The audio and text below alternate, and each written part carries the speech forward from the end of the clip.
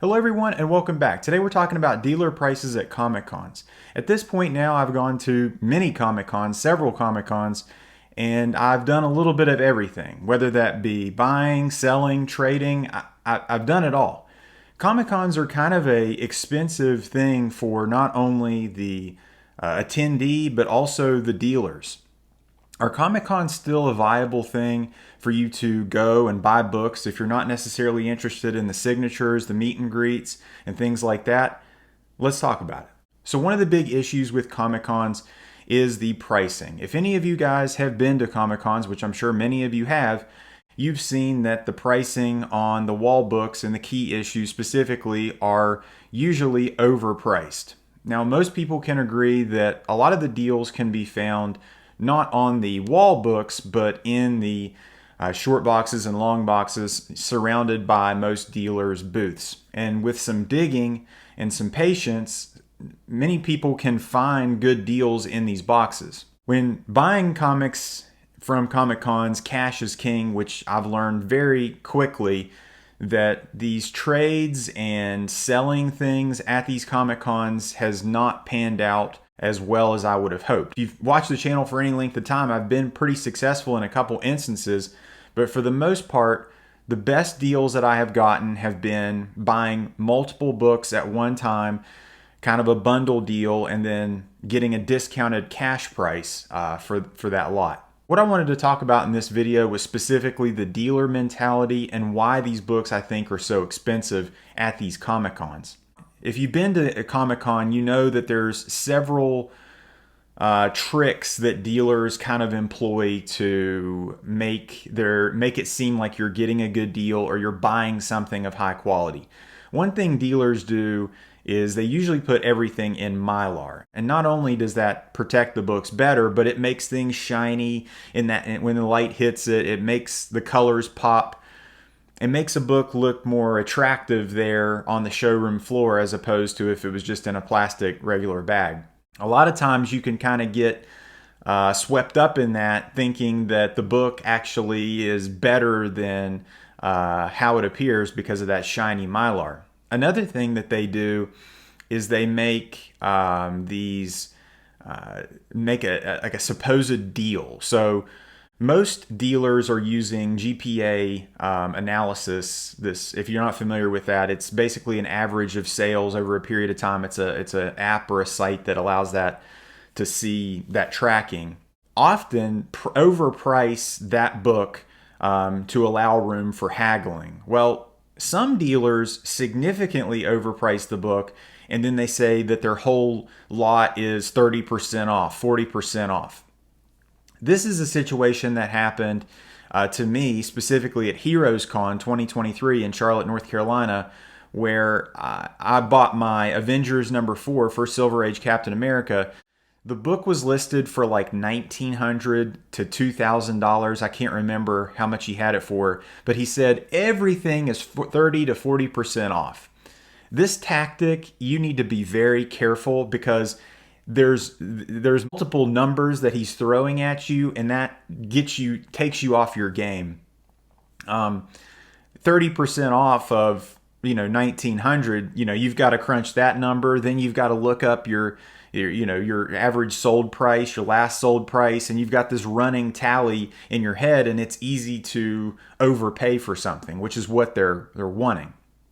Which brings me to my next point, is that for the most part, dealers are kind of stalking their prey or laying in wait to bait and hook a big fish. That's what they're doing. They're kind of just waiting, and a lot of that comes from them wanting to sell a big book overpriced as opposed to several littler books for a little bit of profit.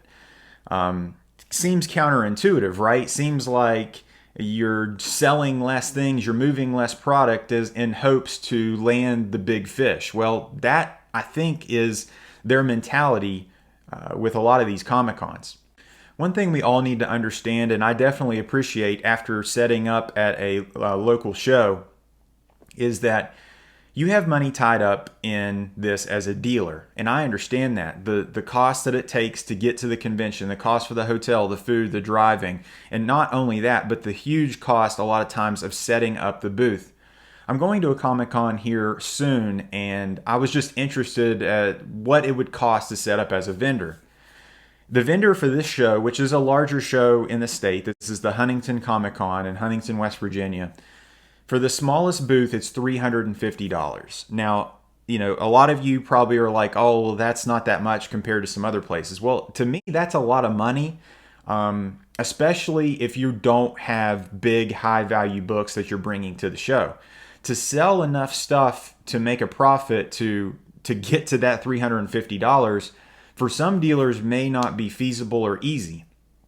Now, on the flip side of that, for somebody that's just coming in and walking through the door for this show, it's going to be $35. That's pretty steep considering you're not really getting anything for your money other than an entry. So both parties are kind of like it's like a kind of a tension thing. It's a kind of a little bit of added stress where we both have money tied up in this. We both want to get good deals. I don't want to leave empty-handed. I don't want to have come to the show and not sold anything from the dealer's perspective. It's one of those things. It's like something's got to give. Somebody's got to move, whether you're overpaying for something or they're selling something for less than they wanted to sell it for. Another thing that I've seen with these dealers are the main aisle vendors and then the side aisle vendors. So the main aisle vendors, usually most of the time at these larger shows, that's where the bigger books are.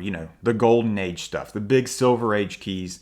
Most of those guys on the main row, they've got the big books, and a lot of times it's overpriced. And I have kind of learned and realized that you don't want to be buying from those main row guys if you can help it. Now, a lot of times when you're going to a Comic-Con, you're looking for something specific or you're looking for something rare you can't find online, or you want to see it in person, specifically if you're buying raw copies and you want to see what it actually looks like in person. Well, these main row vendors, they didn't get there by just flipping dollar books. These guys got there by selling things for massive profits to have that type of to have that kind of display. So keep that in mind.